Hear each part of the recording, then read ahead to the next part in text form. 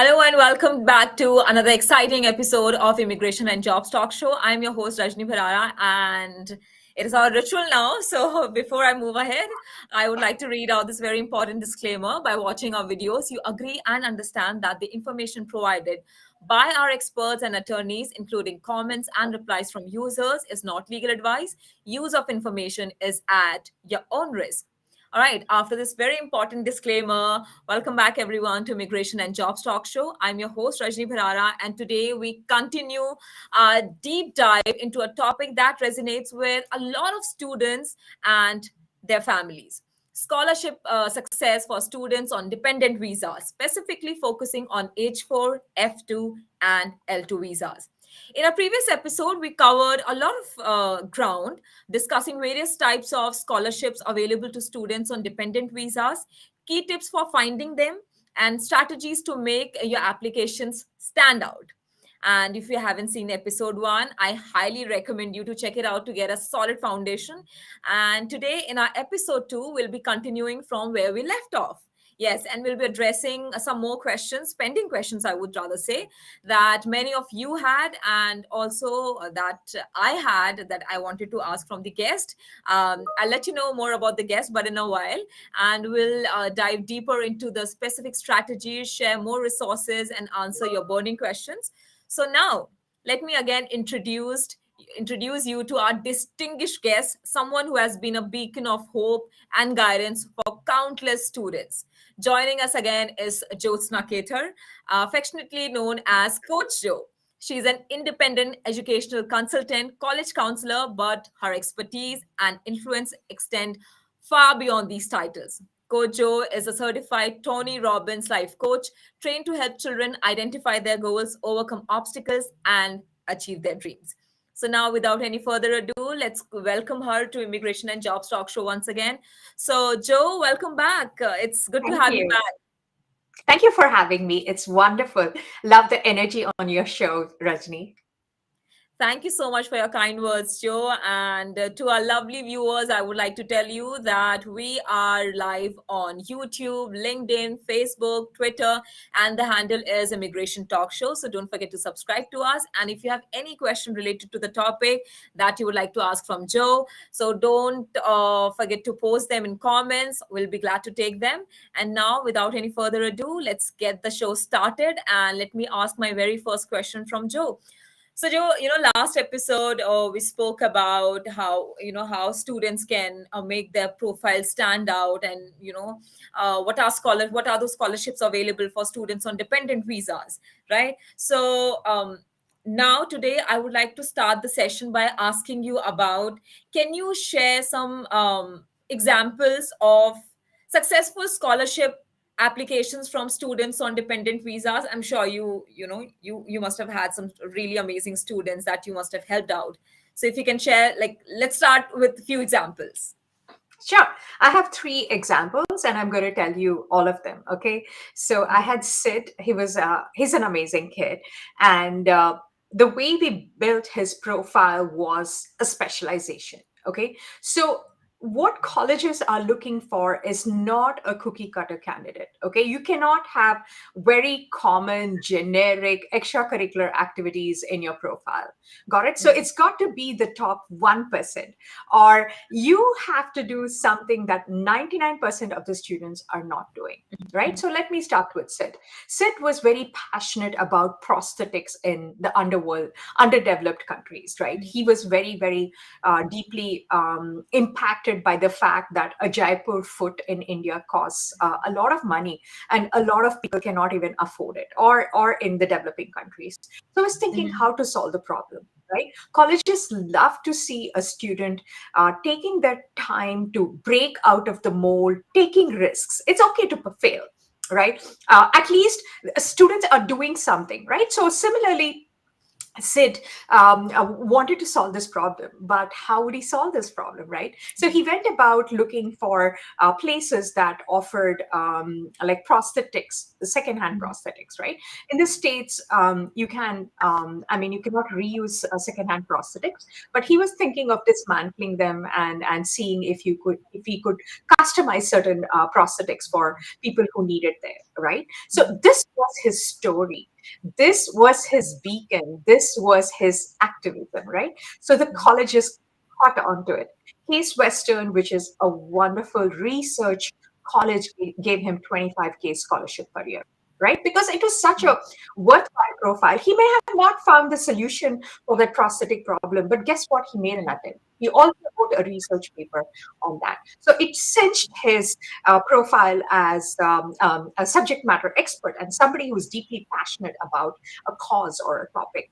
And he got a lot of scholarships from everywhere. But unfortunately, because of his situation, he was on a dependent visa. So he ended up going to Pitt, where he got a lot of scholarships from there.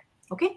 Then I have another student, G, Gaurav. I'll refer to him as G. The thing is, his father was in Dubai and his family situation was such that he had visa issues. But he was an exceptional candidate. He worked very, very hard. He had very good test scores. He had about 34 in ACT, which is a standardized test. And his extracurricular activities were also very, very good. Okay. He had shadowed so many doctors. He had written two research papers. So his profile was pretty amazing. Any college would want him, right? So he was in the pre-med track. He got a lot of scholarship from St. Louis, University of South Alabama, University of Alabama. University of South Alabama will give you full tuition. You understand? So all you have to do is pay for the room and board. I had another student who wanted to major in actuarial science. Actuarial science is what the insurance predictions and all they do that, right? So Right. he got into University of Nebraska's honors program, right? Mhm. University of Nebraska is the number one school for actuarial science, and he got full tuition, right? So this is how it is. And I had another student who was applying for the computer science major. He too got a lot of scholarships based on that. So it's all about how impressive you make yourself for the college. It's like seeking a job, right? Why would an employer want to hire you, right? So Right. because yeah. So it's like you're showing them the promise. You're showing that you have done something. The past is equal to what you're Right. capable of achieving, right? So those are some of the things, and it has to be organic. Okay, it cannot be fake. You cannot fake it. It has to Right. align with your interest and passion. Gaurav was such a active student. He was like very, very driven, right? He kind of they all these students, they had one thing in common, is that they worked very, very hard on their profile. Yes, agreeably, they were not eligible for a few opportunities because of the visa status, but they did not help that, they did not stop that from achieving what they wanted. Right, right. Wow, beautiful.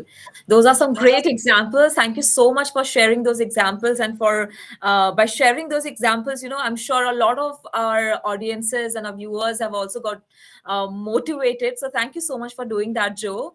And but Joe, here I would like to come and I would like to also ask about, there must be some lesser known scholarship opportunities specifically for tailored students on dependent visas, right? So how can they find about these opportunities, and also how can they apply effectively? Okay. Okay. So there are a lot of liberal arts colleges that are looked over, right? There is also certain exclusive programs like BSMD and everything. If you see, University of Connecticut encourages even people on dependent visa to apply. Brown also helps you apply. So there are a lot of lesser known universities that are not in the main campus or not in the mainstream, right? There are a lot of them. It's a long list that we can procure and applying for them, right? Most of the scholarships are won by colleges. Okay, you need to make yourself really, really attractive to colleges because they are the ones who are going to give you a lot of scholarships in exchange for you to come and study with them. right? So that is the number one focus. There's a big misconception that there's a pile of money waiting in a private scholarship, right? That typically works out for a student who's not on the dependent visa, right? So looking for college scholarships is the number one. I know I visited a lot of colleges here in Pennsylvania, right? Pennsylvania, where they really welcome students and give them a lot of scholarships to offset, and also like wanting them to come to their college and study. So yes, there are a lot of colleges like that, and I can also share a list of colleges that are friendly to students on visas. Okay, thank you so much for answering the question, Joe. But also, are there some common mistakes also that the students usually make, specifically on dependent visas when they apply for these kind of scholarships? Yes.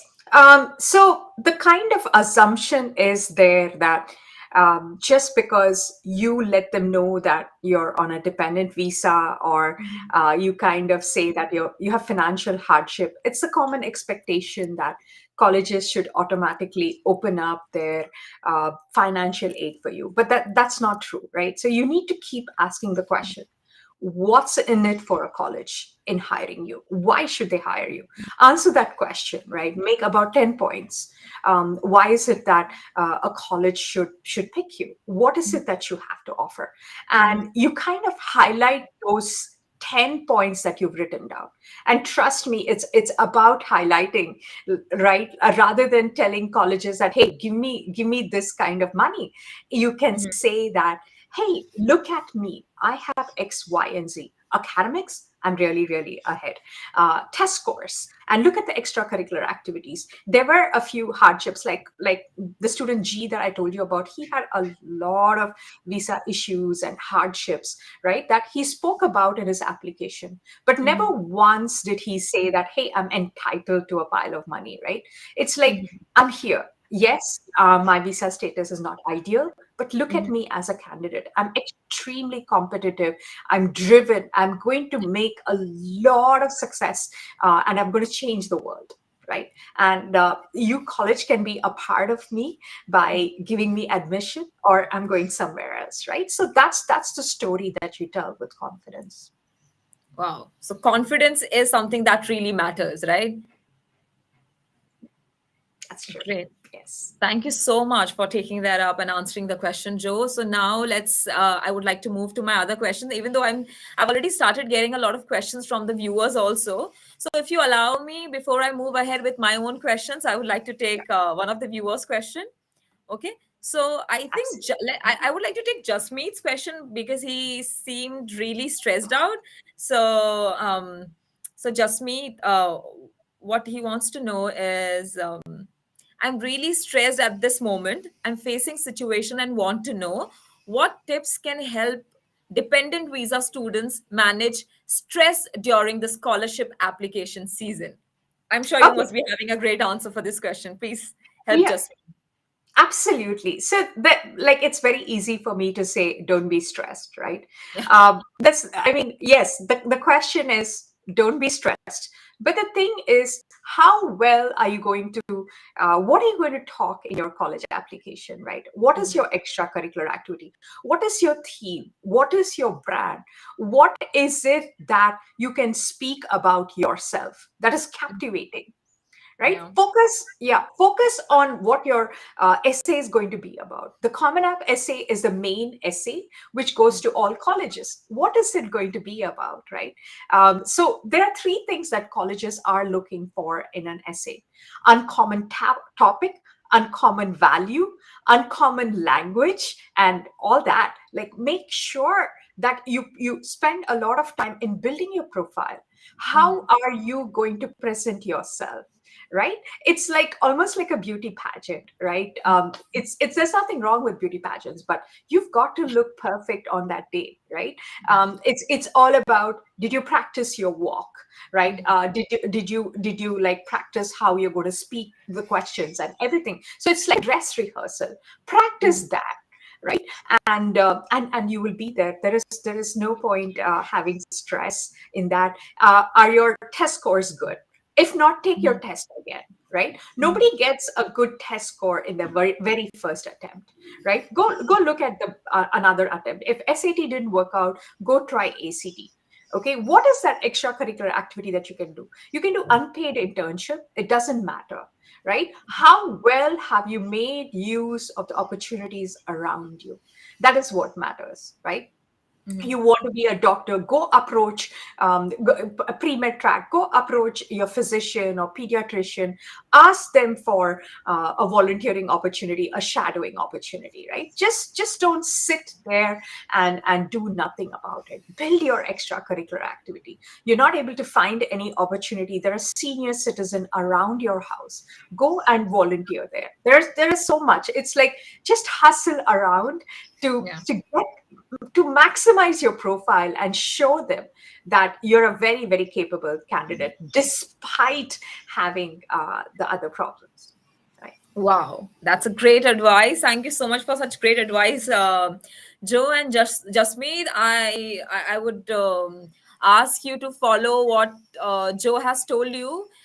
She has given some great advice. I would request you to please follow that and don't take too much of stress. Just hustle. And but Joe, even after answering this question, I still have another question Sure. for you.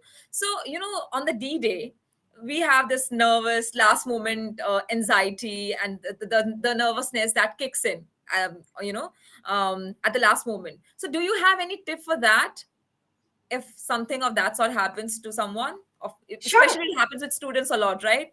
Yes, yes, absolutely. It so happens that it's like the tax season, right? Everybody wants to push it till the end, right? And that's the way it is. But what I tell my students is to chunk it out. Be prepared way before. You're applying to colleges, right? So kind of like explode it out and work outside, right? In an application, what needs to be there? Do you have a college list? Build your college list. After building your college list, what are the essays that they need? What are the requirements that they need? Document everything, right? You cannot just say if you're stressed out. What is stress? Stress is something that happens when you have not taken care of a situation, right? You've Mm, not dealt with it appropriately, right? So document it. These are my colleges. These are the due dates. These mm, are the essays. This is how my resume has got to be. This is what I'm going to submit, and have the deadline and take it out, chunk it out, and see how best you can go with it, right? So chunking is number one thing that I teach my students. Yes, college applications are hard. Nobody said it's easy, but it's with strategy, planning, and discipline, right? right. And I see a lot of parents on the visa. They're like, oh, am I too late for this? You're not too late.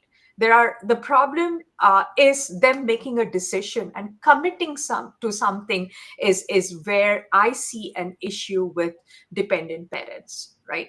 It is Mm, like they can go on and on and on researching, but yeah. finally you got to make a decision as to where you want to be, right? So that's where I feel like they've gathered all the information, but putting it into use is what it is, right? Nobody's giving you an award for gathering the most information, or sort of knowing which scholarship is the best. You can Right. have all information, but how are you going to apply that to your child, right? to Yeah. to And your have you also seen, sometimes that because the parents, they pressurize themselves so much, and because they create so much confusion in their heads, because of which it also hampers the child, and it also confuses the child and pressurizes the child more. Have you seen Yes. situations like that? Yes, yes, absolutely. Because for me and my team, the easiest place to work is with students, right? Because they are sponges, right? You Yeah. you give them anything, they will take it. They are like fertile soil, right? You're putting seeds into the fertile soil. They will take our advice and guidance and take it to the next level. But then the parents, they have all good intentions. I completely agree, but the Yeah. chaos, confusion, and uncertainty takes over, and they kind of try to bring a logical solution to it, right? Mhm. I've had experience where a student has written an essay, the parents don't like it. Guess what? Bad luck. The essay is not for your consumption. The essay is for the admissions officer, right? Right. Mhm. Right. So that's the way it is. And I also see a lot of parents saying, hey, I'm like a partner in EY or Deloitte. I can take care of the application. But guess what? It's not that level that they're looking for. They're looking for an essay from the child, right? Right. So who is going to make your child work? They're not going to listen to parents. My own son is not going to listen to me, although I have an army of counselors. I had to hire somebody, my mentor for him, right? Mhm. So that is the thing. Is putting pressure. Yes, a little bit of pressure is needed because this generation needs that kind of push, reminders to get their job done, right? But Right. just keep it at, did you get it done? And stop there. Did you get it done like this because it has to happen like that? That's not a good thing, right? So Yeah. yes, you're right about that.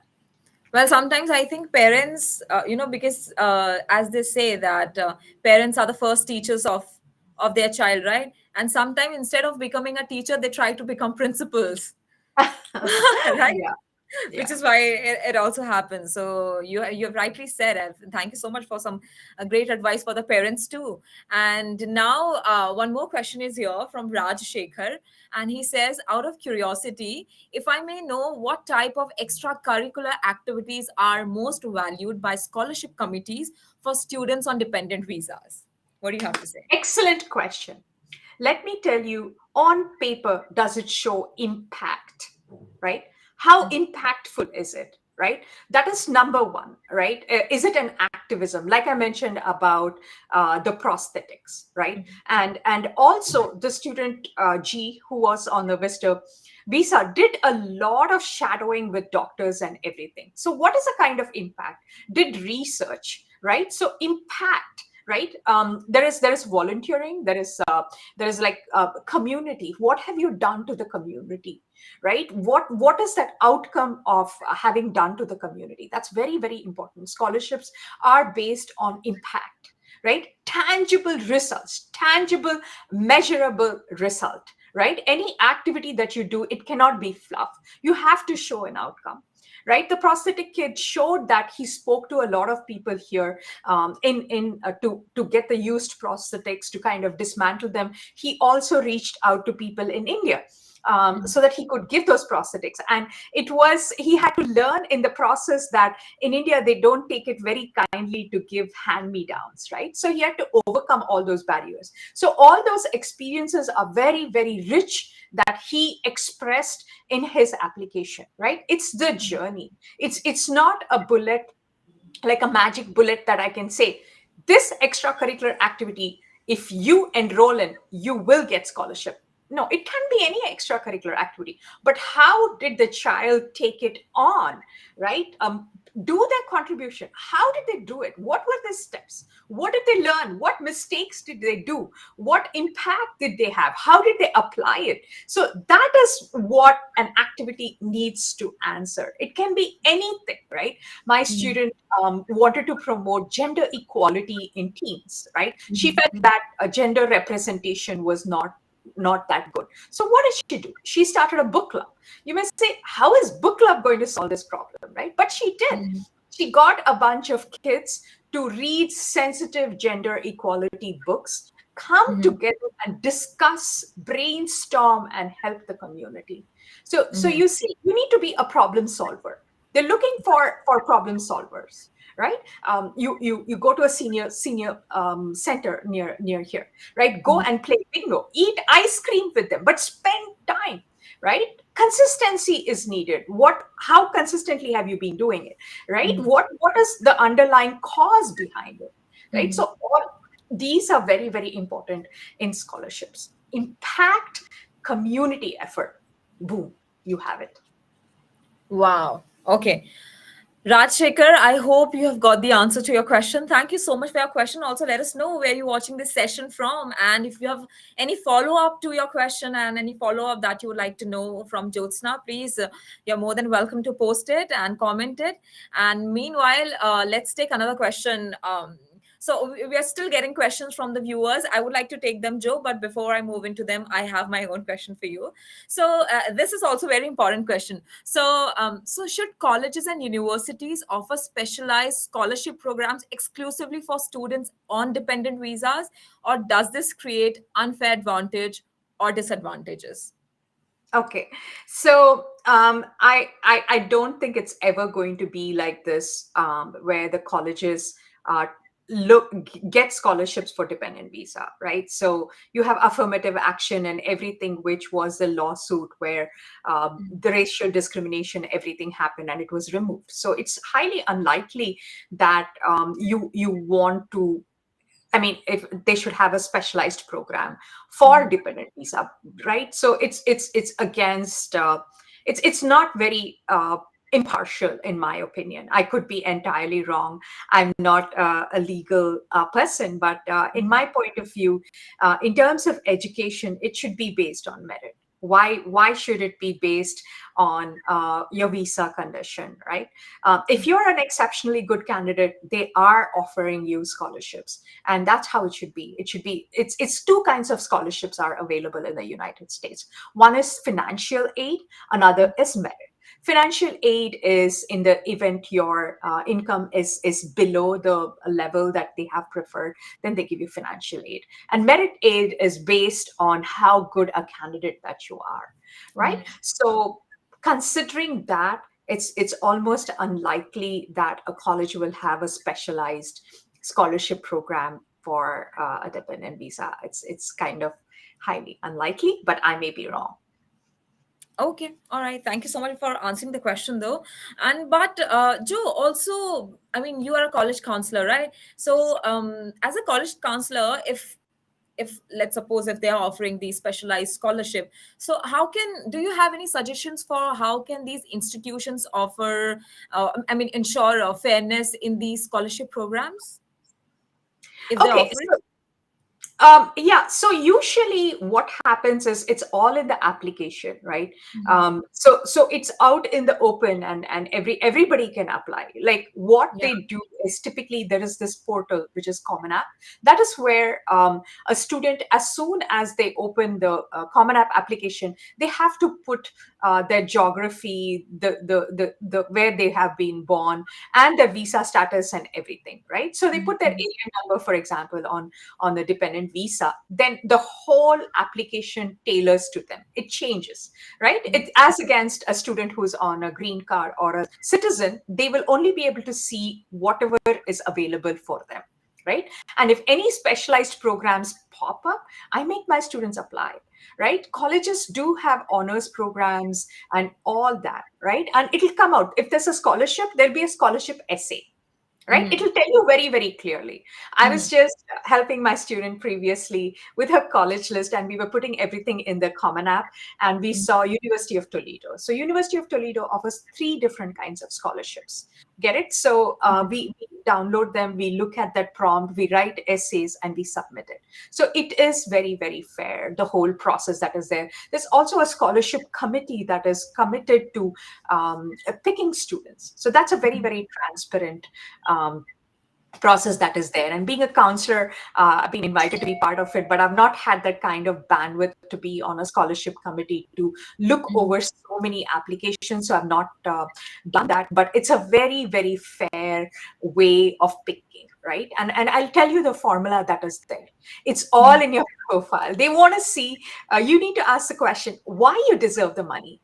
And why you deserve the money, not because of your dependent status, but how you're going to use to make an impact, to Mhm. contribute to something, right?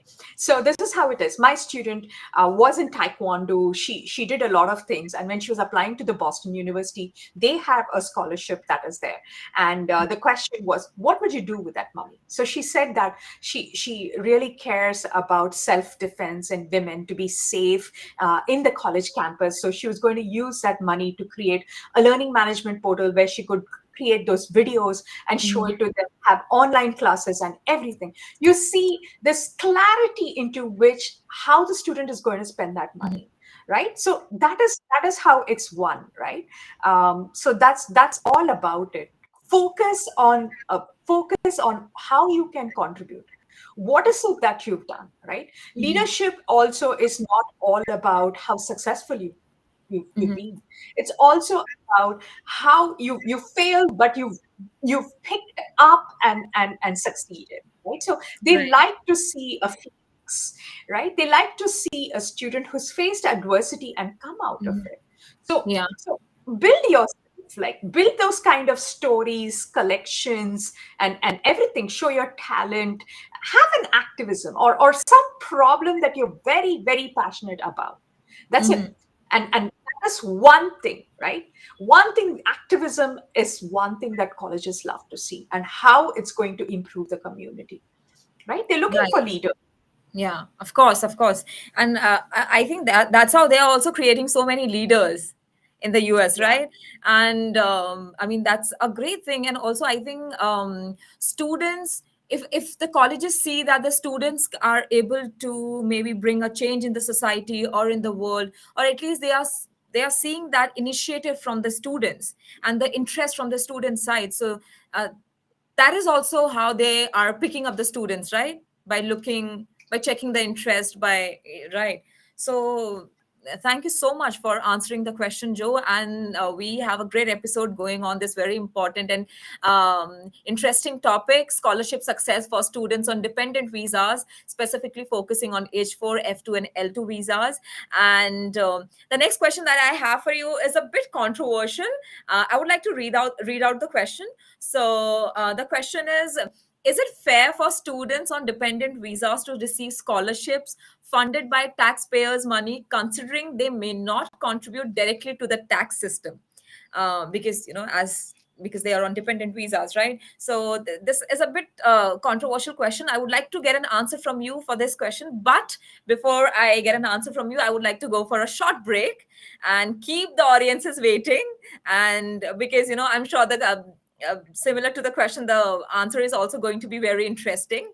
And I would like to ask the audiences to wait for a bit to get an answer to this question. So, guys, we will be taking your question and we will also get an answer to this question from Joe.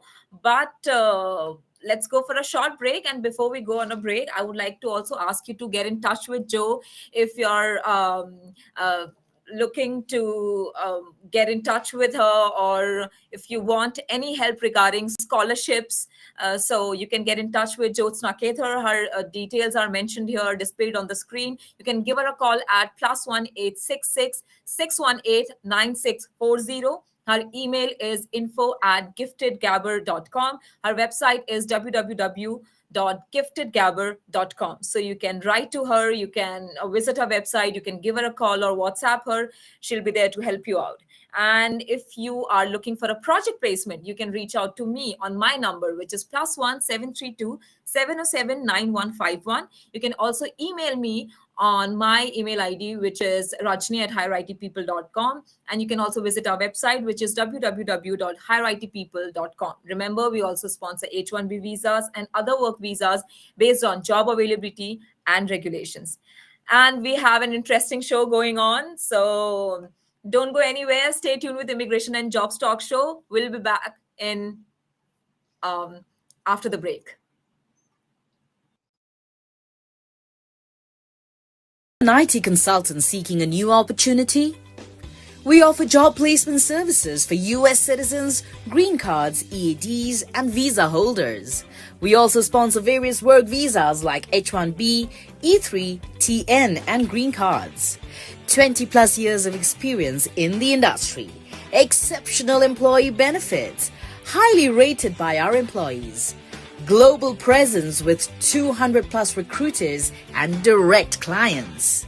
Connect with us. Call us on the number 732-707-9151 or mail us at rajni@higherightpeople.com or visit our website www.higherightpeople.com.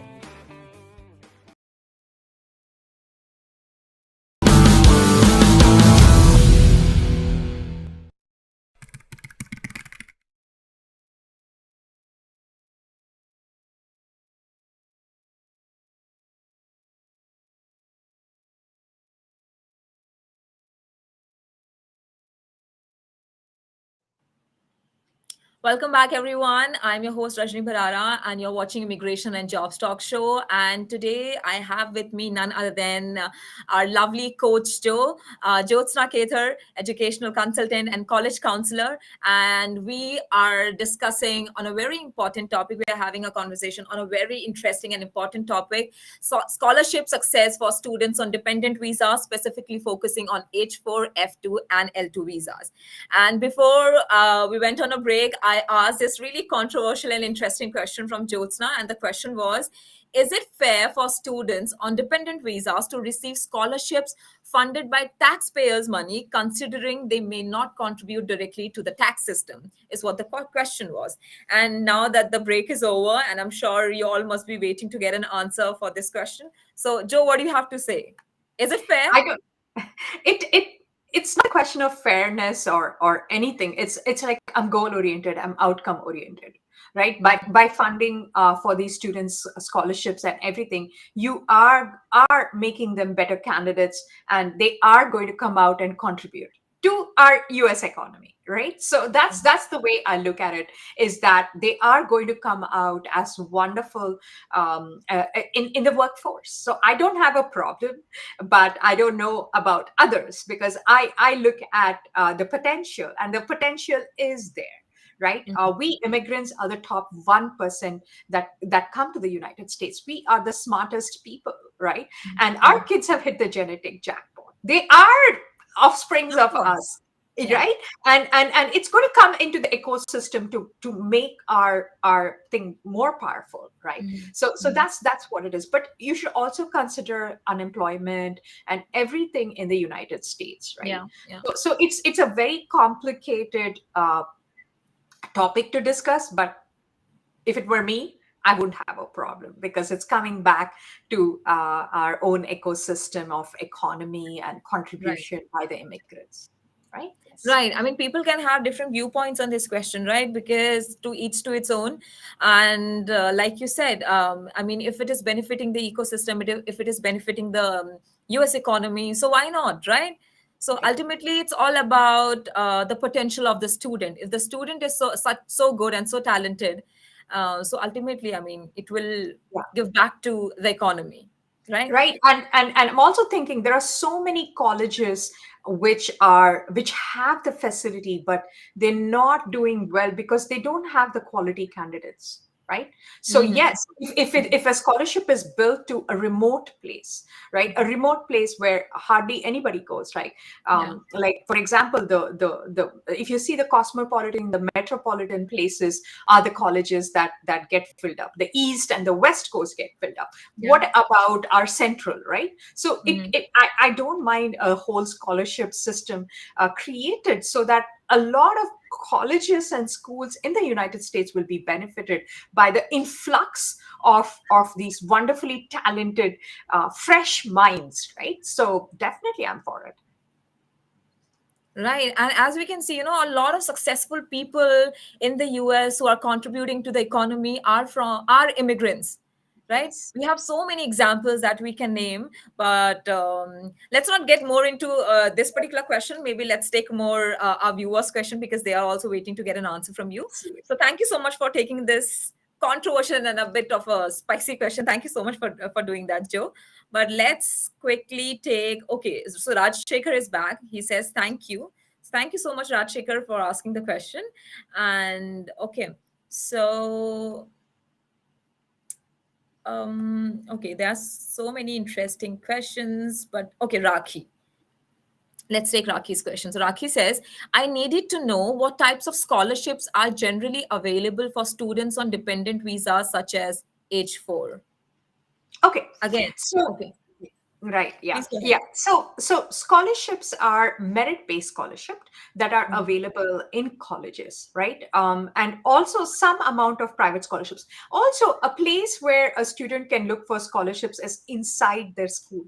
This is what I tell my students: please go ask your counselor, because locally in the school there are a lot of businesses that donate money to the school to help a student for scholarships. So please, the number one thing is if your student uses Naviance is a very common tool that students use to interact with the counselors, recommendation and all. You will see which all businesses are donating money. My son won scholarships. We are in Downingtown, so there are a pile of money that is there. That is the number one place. Okay, these are scholarships that are outside the school, outside the college. The most scholarships are won by colleges that admit a student, right? Mhm. So they are giving you money and inviting you, right? And that is how you pick those colleges. Pick a lot of colleges, not just five. Pick 10 to 15 so that you see what offers you get. You can even negotiate those offers. You get one offer, go back to your favorite college and tell them, hey, match this. You match this and I'm going to come to you. It's just like the job negotiation, the salary negotiation, right? You can do that. So the best scholarships are won from the college, be it the honors program or the scholarships. Everything is one inside of the college. Please dispel this misconception. There's a pile of money waiting for you to take it because you're on dependent visa. Somehow the colleges need to be sympathetic to you. Please shatter that. Do not think like that. You need to focus on building that profile and get merit scholarships from colleges. Great. Thank you so much for answering the question, Joe and Raki. So much. Thank you so much for your question. And Joe, I also have received a question on my WhatsApp actually for you. So, and the question is about what information can you share about transferring credits? Is it still applicable? Yeah, absolutely. Absolutely. See, the number one, along with scholarships, I wanted to bring it up is taking college level courses in high school, which is called AP courses, which is advanced placement courses. Okay, they're called APs. So you have the regular course, you have the honors course, and then the AP. AP is college credits. Okay, so you need to take the AP exam that is administered by the college board, and it is out of 5. Okay, so if you get 3, it's just pass. If you're applying to a highly selective school like Georgia Tech, they want 4 out of 5. So you score well in the AP proficiency exam, then you can transfer those credits in colleges. So I can tell you that computer science principles, computer science programming, Java, these are very, very good courses that you can take them. Calculus AB, Calculus BC, statistics, chemistry, biology, all these are very, very good courses that you take inside of the school. You don't need to go outside. Look at your college, look at your school curriculum, like courses that are offered, and map out all 4 years so that you can do that. My son graduated with 20 APs, and he graduated from Georgia Tech in 3.5 years with masters. Got it? So he had transferred all those credits there, which were applied. So it's a wonderful way. There's also dual enrollment within your school, right? Check that. In our school district, we have dual enrollment with University of Pittsburgh. So what happens is it's a college credit, right? And you can easily transfer them. But again, it's all about the candidature, how good the student is, because AP courses are college level courses. They're very, very hard, right? You're trying to take a college course in high school, right? So that is what is important. But it's a wonderful way to offset college tuition. Wow. Okay, great. Thank you so much for the information. And thank you so much for the viewer who is viewing us and also sending us the question on WhatsApp. Thank you for your question. It was a really great one, right? An interesting question also that needs Oh, to be sorry. asked. One more thing I wanted to add for college credits is there's community colleges, right? You can go to community colleges during summer, take that course, and then transfer credit even before you go to the college level. So yes, utilize them during summer outside of school as well. Yes. Okay, great. Thank you for adding that. And let's take Vasant's question. So Vasant is also here. He says, are there scholarships that do not consider visa status as a factor for eligibility? Absolutely, yes. Yes, like I mentioned, like the portal that you apply to colleges, which is Common App or Score, it asks you for your alien visa status, and when you plug that information, it customizes to the student, right? So you will be able to see scholarships that are available. I just now worked on it. NJIT has a lot of scholarships. UNC Chapel Hill has a lot of scholarships. U Toledo, all the state colleges that will have a lot of scholarships, right? Even private colleges, it's good for applying because they'll also give you scholarship. Like I mentioned, it's all about the candidature. Please put it into your head that the student needs to work for the scholarship, needs to have a very competitive profile, and you need to answer this question from the college's point of view: what is in it for them, right? So that's what it is. There are a lot of scholarships that are there. Rensselaer Polytechnic gave my student $45,000. She was on a dependent visa, right? Great. Wow. Yeah. That's all right. Thank you so much for answering the question. Vasant, I hope you have got the answer. Let us know if you have another follow-up and if you would like to ask any more questions. And meanwhile, let's quickly take Kiran's question. So Kiran is also here and she says, how important is extracurricular involvement in securing scholarships and how can I demonstrate this in my application? What do you have to say, Joe? Excellent. Excellent. So, what is an extracurricular activity? Extracurricular activity is something that you do outside the four walls of your classroom. Got it? So, it's not part of the curriculum, something that you have done outside. Clubs are like low level extracurricular activity because, again, they're within the school. So, any kind of volunteering, right? There is Asha Jyoti. There's so many Indian organizations like Asha Jyoti, like so many organizations that do very good for the schools in India or something. Work with them, okay? And also like a lot of organizations, including Asha Jyoti and other, I'm just telling you the name because I know them, is they give a presidential volunteer scholarship award, right? So it's PVSA. If you have spent 100 hours in that volunteering organization, they give you a presidential volunteer services award, which is very, very good for college application because they see that, oh, there is longevity. The student has done significantly well to get this 100, and some other organization has recognized them, right? So that's how it's important. You've cinched it. You've cinched it. You're telling the scholarship that, hey, I contributed to this organization, right? Get a leadership role there. My sons, both of them like to pull apart computers and all that. I took them to this nonprofit called Team Children, where they get all the parts and they kind of fix the firmware and everything and refurbish the computers. They went there for 2 or 3 years. They were like the lead there. They got the PBSA. So you have something that you're writing about your impact in your college application, right? So that's what it is. It needs to align with your interest, right? This is what I tell my students, that hey, it's not a cookie cutter formula. It has to be organic to you. So figure out what is your strength, weakness, and your values. What do you stand for, right? And based on that, pick an activity, not the reverse. Oh, this activity looks very good, I should take it, and be miserable. No. Right? So That that's also how it happens. is. It's got to be organic. Right?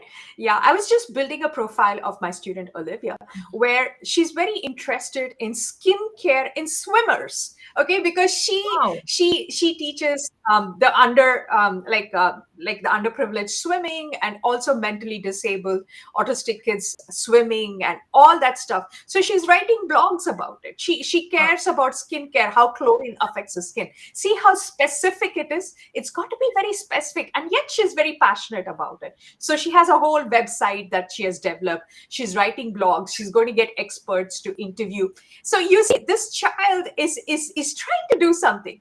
So there is tangible results, right? So that is how it's got to be with any activity that you do. Wow. That's so, I mean, who could think of skincare for swimmers, right? Wow, that's really amazing and also interesting at the same time. So, thank you so much for helping Kiran with such a great answer. And also, I've got another question on my WhatsApp for you, Joe. And the question says, you had mentioned activism. How do you define activism? Will a political activity affect my visa process or hamper my scholarship if I'm already enrolled in a college or university like Harvard or MIT? Okay, so when I say activism, it's not the political, it's not the only thing. It's not the Palestine or the Israel. No. Yeah. When I talk about activism, it's sustainability. That is like it's kind of an activism, right? Mm, So activism is anything that you stand up for, gender equality or anything. And yes, you have to be very politically correct when it comes to activism because you don't know whether your admissions officer is a liberal or a Democrat. So it's got to be very, very neutral.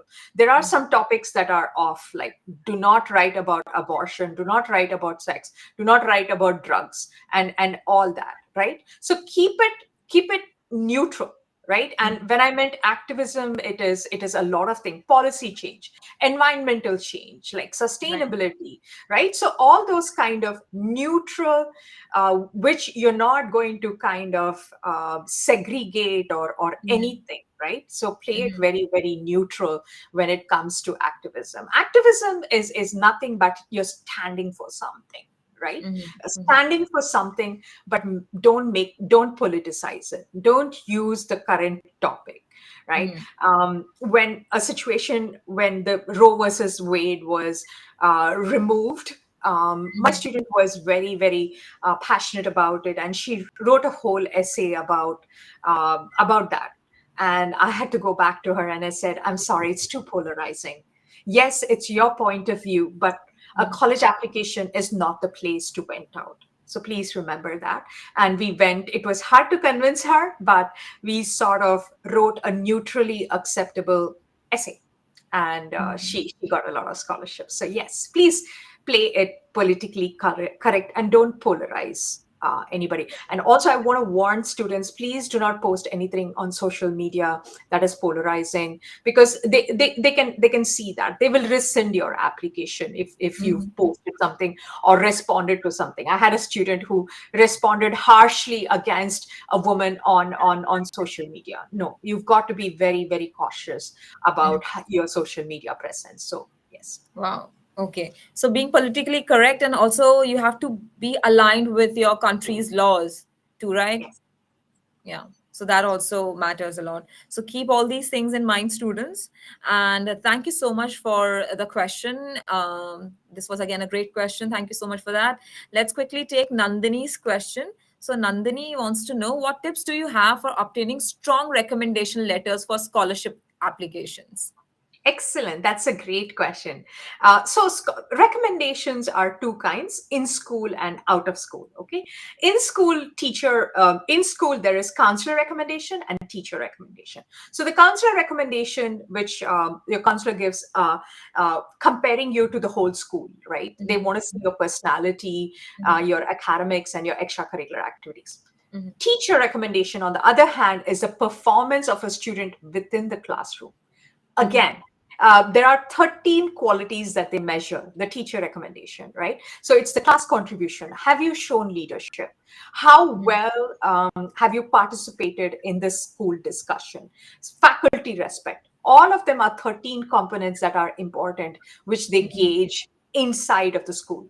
Now, out of school recommendations, like for example, you did a volunteering and the lead there is going to give you a recommendation, right? So mhm, what we do is we kind of create a cheat sheet and tell the recommender of our qualities, right? We do not assume, it's not free writing. So I make my students write a letter to who they are asking for recommendation, telling them these are the three qualities, mhm, and what they worked, how they contributed, and everything. Right. So mhm, this is what is very, very important. And also, please don't be under the impression that recommendations can be uploaded.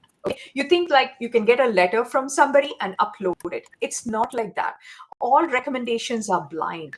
The colleges will send a recommendation request form directly to the person that you are requesting from. And this is what I tell my students: it doesn't matter whether the person writing the recommendation is a custodian or the principal. It's the quality of recommendation and not the quality of the person writing it. mhm, Remember that, right? So a custodian or somebody who's like very low in the food chain will give you very good recommendation that will work very, very well in your college application, right? I've had students who are like, "Oh, you know what? I shadowed under this cardiologist. I'm going to go get a recommendation from them." I'm like, excuse me, do you have the doctor's email? No. Do you think the doctor will take 20 minutes to write a recommendation? Because the questions are long. I've written recommendations. It takes 20 minutes and you have to remember everything about the student. Will the doctor do that? He's like, no. Then I said, that candidate is not a good recommender for you. Find somebody who will take that time to write it. So please dispel this misconception that, oh, I'm going to get a letter and upload it. No, all recommendations are blind, meaning you cannot see them. Got it? It has to be confidential or they will not accept it. Right. So Okay. build an extremely good relationship with the person you're going to ask for recommendation. And also, you do not demand for a recommendation. You earn it. Right. You need to earn somebody's goodwill. So please, bottom line, you've got to work hard for it. You have to build trust with this person, spend some time and contribute. Right. Yeah. When my older son was in teen children, he got a very good recommendation letter from that person, Mr. Toporek, because he had spent that amount of time with him, right? So it's always quality, establishing and showing those genuine talent, right? If you've expressed them, then it will show up in your letter. Wow. Oh, thank you so much for answering the question, Joe. And Nandini, thank you again for asking the question. It was, again, an important question. Thank you so much for asking it. Let us know if you have another question that you would like to ask. But I think we have last 2 minutes to go. So let me just quickly take Bhargav's question also. He has a lot of questions, I think two parts. So he says, Bhargav Ram Prasad, he says, hi, my qualification is diploma in electronics and communication engineering. And I want to start bachelor's here. Can you guide me where I can get a good college and scholarship info? And then he also says, hi, I'm on H-4 electronics. Okay, I think same will help. Okay, and where can I get the college and scholarship info? Yeah, if you can, please. Okay, the first college you apply to is Rensselaer Polytechnic. Okay, so yes, so it again belongs to the geographical region, right? You have Rochester, the upstate New York colleges are very, very good. They offer a lot of scholarship. Also, like if you have diploma in electronics and communication engineering, then go and start speaking to the colleges where you can transfer some credits from your diploma. That is number one. That is how you're going to like see what is going to cost, and then apply to the colleges and see, right? Without first just apply to 10 different places, right? So electronics means there is Penn. I live in Pennsylvania. Penn, NJIT, Rutgers, Stevens, this is New Jersey, Virginia Tech is there, University of Maryland is there, Georgia Tech is there, Rensselaer Polytechnic, UIUC. If you are in the Chicago area, UIUC is very good. University of Michigan is there. There are a lot of wonderful. I can build a whole college list for you. Right? They all give very good scholarships. And Rensselaer Polytechnic will give you Rensselaer, Rochester Institute of Technology. All these are upstate. Syracuse University, Fordham, SUNY, anywhere. It depends on the region that you're in, right? We can build a wonderful college list and get you in, right? You can transfer the credits. That's number one. And also you'll get a lot of scholarships. Wow. So, or you can, Bhargav, I would request you to directly get in touch with Joe. Her contact details are, scrolling down. You can give her a call at +1 866 618 9640. You can also write to her. Her email ID is info@giftedgabber.com, and her website is www.giftedgabber.com. So get in touch with Jothsna and she'll be able to help you more with regarding your situation and regarding your question, right, Joe? Yes. And personally, I studied in NJIT, right? I came on my H-4 visa, right? I studied in NJIT. I went to the Middlesex County College, did a few credits, transferred over to the master's, and that's how I studied, right? So please, the opportunities are endless. It depends on where you are. Apply and see where you get. There are wonderful colleges waiting for you to get in. Great. Thank you so much. Joe, one last question before I let you go. So, there are a lot of questions here pending from the viewer side, but let's take one last for today and then maybe we can wrap it up. And let's take Aditya's question. So, Aditya says, how can I effectively highlight my achievements and goals in my scholarship application? Will that make any difference to my visa application? Please guide on this. Okay, so basically, like I mentioned, a Common App is the portal that you submit if you're in the undergrad. If you're applying to masters, that's a different application. So they will ask you for a statement of work or SOW, which is nothing but an essay, right? So you write the essay and you showcase your achievements, right? If it is a Common App undergrad, then you have 10 spaces to put your extracurricular activities and 5 spaces for honors and awards. Get it? So that is how you build it. It tells a holistic view of the candidate, right? And whatever are your goals, right? You can write it in the supplemental essay, right? The question is, why Rensselaer Polytechnic? At which point you say that not because Rensselaer Polytechnic has 10 different programs, it's because I'm so awesome. Look at me. I have this extracurricular activity. I achieved this. I created an app for this, or I did this kind of activation, or something like that. And I want to continue working that in Rensselaer Polytechnic. That is why I'm such a good candidate. And I feel like Rensselaer Polytechnic is right up my alley, and it will help me in my educational journey. That is how you write in your college application, and you will get it. Like it depends on how creatively you write the essay. George Mason, my student, we have a formula for writing different essays. And I told her, think of an alumni, and try to make her your role model. And she is like, oh, I want to write to George Mason about Anusha Ansari. I'm like, who? She's like, oh, she was an Iranian astronaut who graduated from George Mason. So I'm going to reference her. So she wrote about Anusha Ansari in her college essay, and guess what? She got $25,000 scholarship on the visa. Got it? So Wow. that is how you write different. Yes, very very creatively. Spend your time in writing those essays. That is the cincher, right? Supplemental essays, scholarship essays are the ones that win you money. And that's Mm, where I feel like students need a lot of guidance. They're just rushing through it. The grammar is not good. The kind of vocabulary, mhm. strong vocabulary, very Right. very important. Right. All right. Thank you so much for answering the question, Joe. Again, it was a great episode. Bhargav is back and he says, thank you, Joe. Thank you so much, Bhargav, for your amazing question. And yes, like I said, you can directly get in touch with Joe also if you need more help on your situation. And again, Joe, it was a great episode. We had some really fun and great, interesting questions from the audiences this time. Last time, we mostly had for immigrant. They thought that maybe we are having an immigration attorney, but this time, then they, know that you are here and you are our educational consultant and college counselor and ADHD coach, right? So thank you so much for such great episode, for such great answer, and looking forward to having you back for another episode on another topic. Yeah, thank you so much, Rajni. It's always a pleasure. You guys do wonderful on this talk show, contributing so much to people on a Vista visa, right? You don't have to do that, but yet you're taking the time and effort. The whole thing is so organized, and it's such a pleasure to be here. Love the commitment, and kudos to you guys. Thank you so much for your kind words, Joe. Really means a lot. And I can't wait for our next episode. We'll be discussing the topic and checking your availability. We'll schedule another show. So, guys, stay tuned. We are going to have one more show with Joe. Let's see when we can do that when Joe is available.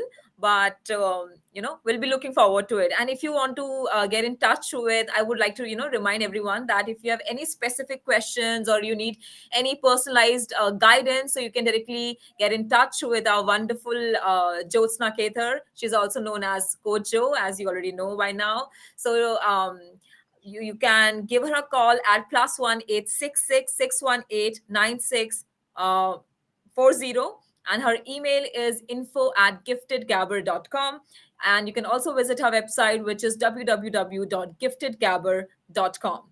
And if you're looking for a project placement or visa sponsorship, you can reach out to me on my number, which is +1 732 707 9151. My email is rajni@higherITpeople.com, and our website is www.higherITpeople.com. So you can check that out. And remember, we sponsor H-1B visas and other work visas based on job availability and regulations. And before we sign off, here's a quick reminder, and to our wonderful viewers, thank you so much for tuning in into this session 2, episode 2 of our series on scholarship success for students on dependent visas. We hope you found this episode also helpful and also inspiring. So I hope you're enjoying our content, and make sure to hit that subscribe button. By subscribing, you'll never miss an update from Immigration and Jobs Talk Show.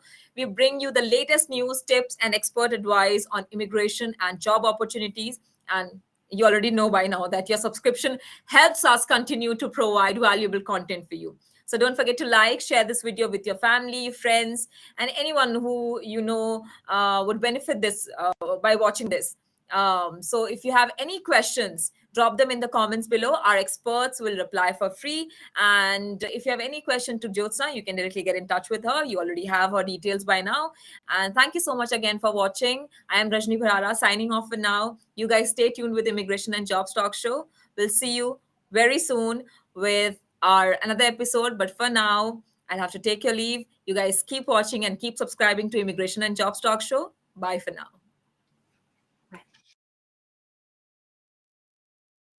IT consultant seeking a new opportunity? We offer job placement services for US citizens, green cards, EADs, and visa holders. We also sponsor various work visas like H-1B, E-3, TN, and green cards. 20 plus years of experience in the industry. Exceptional employee benefits. Highly rated by our employees. Global presence with 200 plus recruiters and direct clients. Connect with us. Call us on the number 732-707-9151 or mail us at rajni@higheritpeople.com or visit our website www.higheritpeople.com.